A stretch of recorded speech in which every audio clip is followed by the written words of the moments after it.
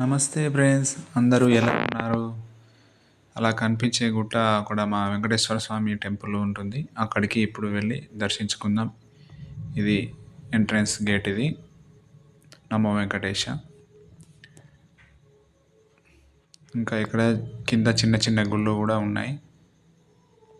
వాటిని కూడా దర్శించుకుందాం. గుట్టపైకి బైక్ పైన వెళ్తున్నాం.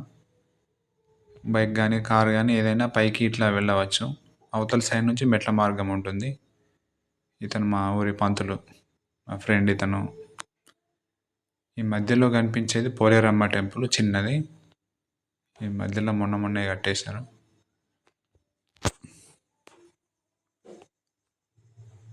ఇటు సైడ్ నుంచి అక్కడ రాసి ఉంది చూడండి, పోలేరమ్మ టెంపుల్ అని.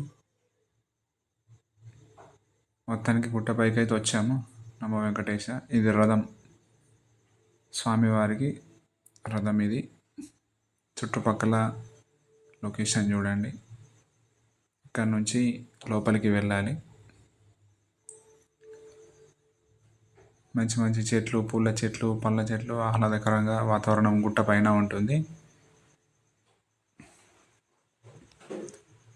ఇది కిందికి లేదా పైకి ఎక్కడానికి మెట్లు. ఇది ఇంకో మార్గం.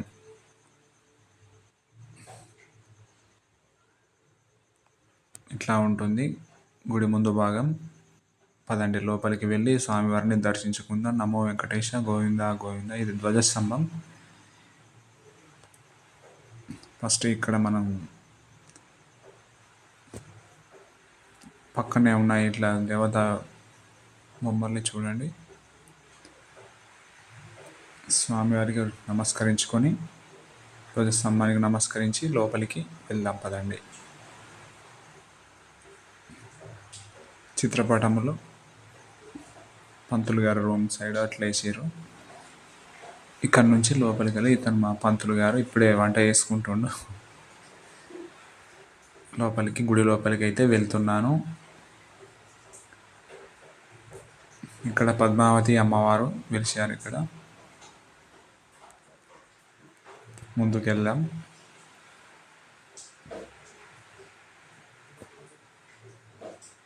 చూడండి స్వామివారిని. నమో వెంకటేశ. వెంకటేశ్వర స్వామిని దర్శించుకోండి. నమో వెంకటేశ.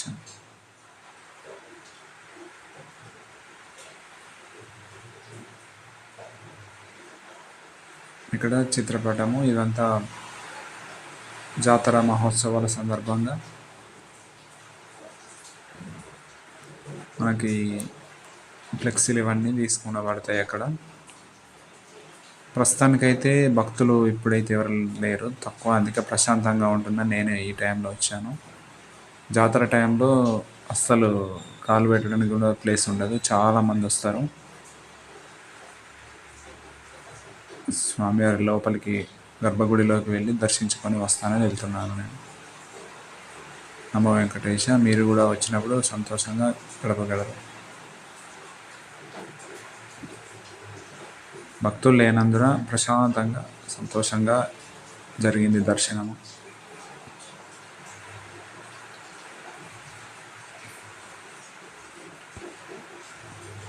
జోగినిపల్లి విలేజ్, కొరట్ల మండలం, జగిత్యాల డిస్టిక్ అండి. జగిత్యాలకి మా విలేజ్ 20 కిలోమీటర్ల దూరంలో ఉంటుంది. కొరట్లకి 10 కిలోమీటర్ల దూరంలో. ఇక్కడ ఆండాళ్ళ అమ్మవారిని దర్శించుకున్నాను.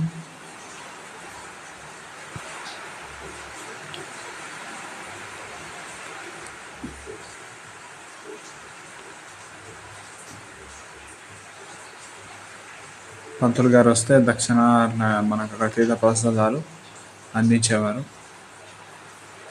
పంతుల కంటే ముందే నేనే దర్శనానికి వచ్చేసాను.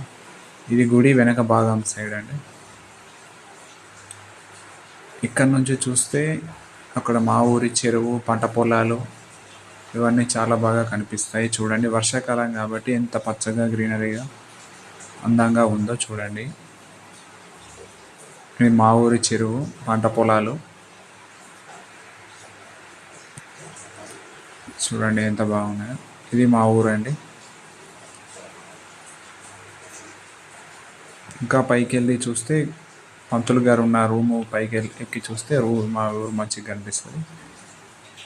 ఈ గుడి చుట్టుపక్కల పూల మొక్కలు ఇవన్నీ నాటడం జరిగింది. ఈ గుడి వెనుక భాగం నుంచి ఇట్లా ప్రదక్షిణలు ఇటు నుంచి చేసుకోవచ్చు.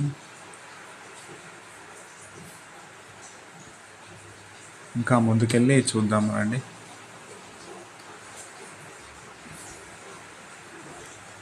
చూడండి, ఇదే దారి నుంచి మనం పైకి వచ్చాము. ఇది చుట్టుపక్కల వాతావరణం. ఇటు సైడ్ చిన్నమెట్పల్లి ఉంటుంది, అటు కట్లకుంట అని ఉంటుంది. చూడండి, మేము ఇంకా పైకి ఎక్కి మా ఊరిని చూపిస్తామని ఎక్కాను పైకి. పంతులు గారు ఉండే రూమ్ పైకి ఎక్కాను. ఇక గుడి ఈ విధంగా కనిపిస్తుంది పైనుంచి.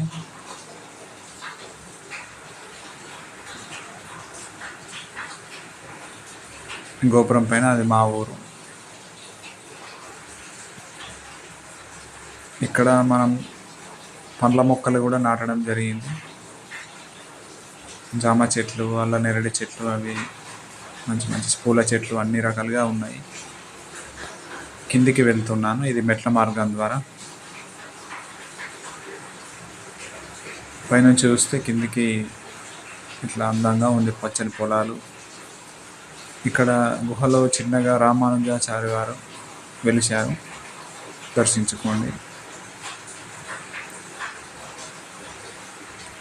జై రామానుజాయ నమః. భక్తులు దర్శించుకుని వెళ్తారు. కిందికి అయితే వచ్చాను. కింద ఇక్కడ ఒక చిన్న విగ్రహం ఉంటుంది,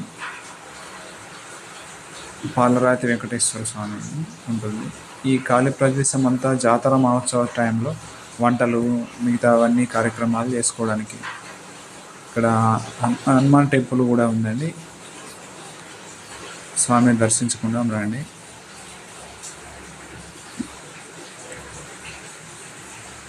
జై వీర హనుమాన్, జై శ్రీరామ్, జై హనుమాన్. చుట్టుపక్కల పొలాలు ఉంటాయి, ఇట్లా పచ్చగా కనిపించే గుడి పెద్దమ్మ దేవాలయం.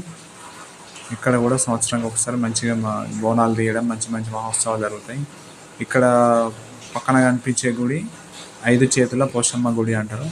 ఇక్కడికి కూడా చాలామంది భక్తులు వస్తారు, అమ్మవారిని దర్శించుకొని వెళ్తారు.